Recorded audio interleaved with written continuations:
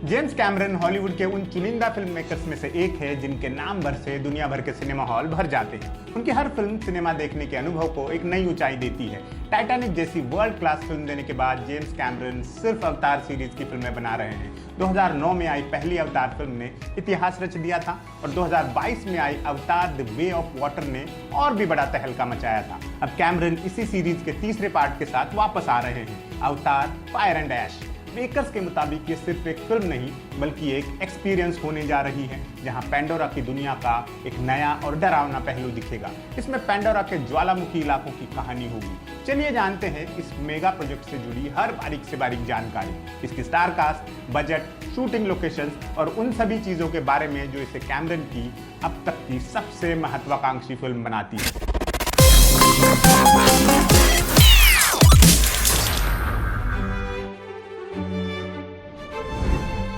अवतार fire and ऐश अवतार the way of water की घटनाओं के ठीक एक साल बाद की कहानी है। जेक सली और नेतिरी का परिवार अभी भी अपने बेटे नेतेयम की मौत के दुख से उबर रहा है। इस बार उनका सामना पेंडोरा के एक नए और खतरनाक नावी कबीले से होगा, ऐश पीपल यानी राख के लोग। ये एक आक्रामक और हिंसक कबीला है जो ज्वालामुखी के पास रहता है और जिसकी लीडर है वरंग नाम की एक निर्दयी योद्धा।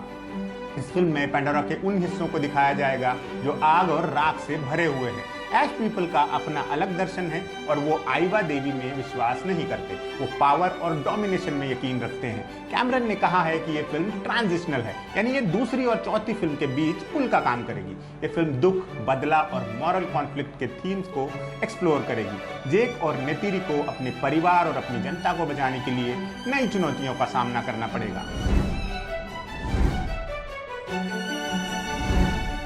जेम्स कैमरन इस फिल्म को डायरेक्ट करने के साथ साथ इसकी स्टोरी और स्क्रीन प्ले का जिम्मा भी संभाल रहे हैं। उन्होंने रिक जाफा और अमांडा सिल्वर के साथ मिलकर इसकी स्क्रिप्ट लिखी है। स्टोरी में जोश फ्रीडमैन और शेन सैलर्नो का भी योगदान है। कैमरन अपनी पत्नी एमा थॉमस के साथ मिलकर इसे प्रोड्यूस कर रहे हैं। उनका खुद का production house light storm entertainment इस प्रोजेक्ट में पैसा लगा रहा है और 20th सेंचुरी स्टूडियोज इसे दुनिया भर में डिस्ट्रीब्यूट करेगा।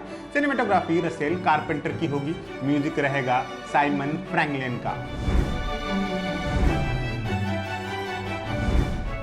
अवतार फायर एंड ऐश में हॉलीवुड के कई दिग्गज और नए चेहरों का संगम है। मुख्य भूमिका में सैम वर्थिंगटन जेक सली के रूप में और जो सल्डाना नेतिरी के रूप में वापस आ रहे हैं। सिगोर्नी वीवर किरी के रोल में, स्टीफन लैंग कर्नल माइल्स क्वारिच के रोल में और केट विंसलेट रोनाल्ड के रूप में नजर आएंगी। नए चेहरों में ऊना चैपलिन वरंग का किरदार निभा रही हैं, जो ऐश पीपल की फियरलेस लीडर हैं। ऊना चैपलिन को आपने गेम ऑफ थ्रोन्स में देखा होगा। डेविड थ्यूलिस भी एक नया चेहरा होंगे जो पेलक का रोल कर रहे हैं, जो विंड ट्रेडर्स के चीफ हैं। इनके अलावा Cliff Curtis, Brittain Dalton, Trinity Bliss, Jack Champion, Bailey Bass, Giovanni Ribisi, Joel David Moore, Edie Falco, Brendan Cowell, Jemaine Clement, Filip Geljo और ड्वेन इवांस जूनियर जैसे ढेर सारे कलाकार भी फिल्म में भूमिकाएं निभा रहे हैं।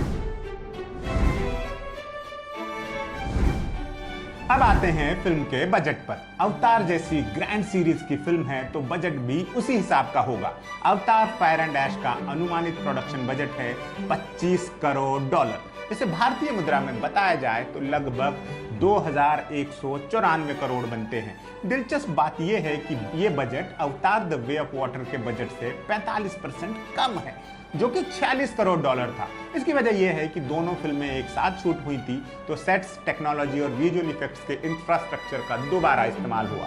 हालांकि $25 करोड़ का बजट फिर भी काफी ज्यादा है और इसे हॉलीवुड की सबसे महंगी फिल्मों में से एक बनाता है। यह पहली अवतार फिल्म के $23.7 करोड़ के बजट से भी ज्यादा है। इस बजट में ultra modern special effects, under water performance capture technology और हॉलीवुड के टॉप टैलेंट की फीस शामिल है। अवतार फायर एंड ऐश की शूटिंग ज्यादातर न्यूजीलैंड में हुई है। कैमरन अपनी फिल्मों को असली लोकेशंस पर शूट करना पसंद करते हैं और ये फिल्म भी इसका अपवाद नहीं है। फिल्म की शूटिंग 25 सितंबर 2017 में शुरू हुई थी और दिसंबर 2020 में पूरी हुई। न्यूजीलैंड की प्राकृतिक सुंदरता और विविधता ने पैंडोरा के अलग अलग बायोम्स को दिखाने में मदद की है। वेलिंगटन में वेटा डिजिटल के स्टूडियोज में परफॉर्मेंस कैप्चर के सीन शूट किए गए हैं। अंडर वाटर सीन्स के लिए खास तौर पर बनाए गए बड़े टैंक्स का इस्तेमाल किया गया है। न्यूजीलैंड सरकार ने इस प्रोजेक्ट को 14 करोड़ न्यूजीलैंड डॉलर का टैक्स रिबेट भी दिया है। कैमरन की टीम ने फिल्म के लिए नए कैमरा सिस्टम डेवलप किए हैं जो सिमुलेटेड अंडर वाटर एनवायरनमेंट में परफॉर्मेंस कैप्चर कर सकते हैं। ये टेक्नोलॉजी लाइव एक्शन और कंप्यूटर जनरेटेड एलिमेंट्स को सीमलेस इंटीग्रेशन की सुविधा देती है। जेम्स कैमरन अपनी कोर क्रू टीम के साथ काम करना पसंद करते हैं और अवतार फायर एंड ऐश में भी ऐसा ही है। फिल्म की सिनेमाटोग्राफी की जिम्मेदारी रसेल कारपेंटर संभाल रहे हैं, जिन्होंने जेम्स कैमरन के साथ टाइटैनिक में भी काम किया था। वो पूरी film IMAX film camera technology का इस्तेमाल करके शूट कर रहे हैं। म्यूजिक के लिए जेम्स कैमरन एक बार फिर साइमन फ्रैंकलिन के पास गए हैं, जिन्होंने अवतार द वे ऑफ वाटर का स्कोर कंपोज किया था। विजुअल इफेक्ट्स का काम बेटा डिजिटल कर रहा है, जहां हजारों आर्टिस्ट इस प्रोजेक्ट पर काम कर रहे हैं। प्रोडक्शन डिजाइन का काम डैन हेना और डायलन कोल संभाल रहे हैं। Film editing David Brenner, John Refoua और स्टीफन रिकवीन कर रहे हैं। कॉस्ट्यूम डिजाइनिंग का काम डेबोरा स्कॉट के हवाले है। कास्टिंग का काम मार्जरी सिमकिन ने किया है। फरवरी 2024 में कैमरन ने बताया था कि अवतार फायर एंड ऐश की शूटिंग लगभग पूरी हो चुकी है। उन्होंने कहा था, ये प्रैक्टिकली इन द कैन है, हम सिर्फ कुछ पिकअप शॉट्स कर रहे हैं जो कुल फिल्म का 2-3% है। अब फिल्म पोस्ट प्रोडक्शन के चरण में है और विजुअल इफेक्ट्स का काम चल रहा है। अवतार फायर एंड ऐश 19 दिसंबर 2025 को रिलीज होने के लिए शेड्यूल है, यानी क्रिसमस के जस्ट पहले। फिल्म को कई बार पोस्टपोन किया गया है, अब फाइनली ये रिलीज होगी। फिल्म डॉल्बी विजन, आईमैक्स और डॉल्बी सिनेमा जैसे प्रीमियम फॉर्मेट्स में रिलीज होगी। कैमरन का कहना है कि फिल्म का रन टाइम 3 घंटे 12 मिनट से ज्यादा होगा, जो अवतार द वे ऑफ वाटर से भी लंबी फिल्म होगी।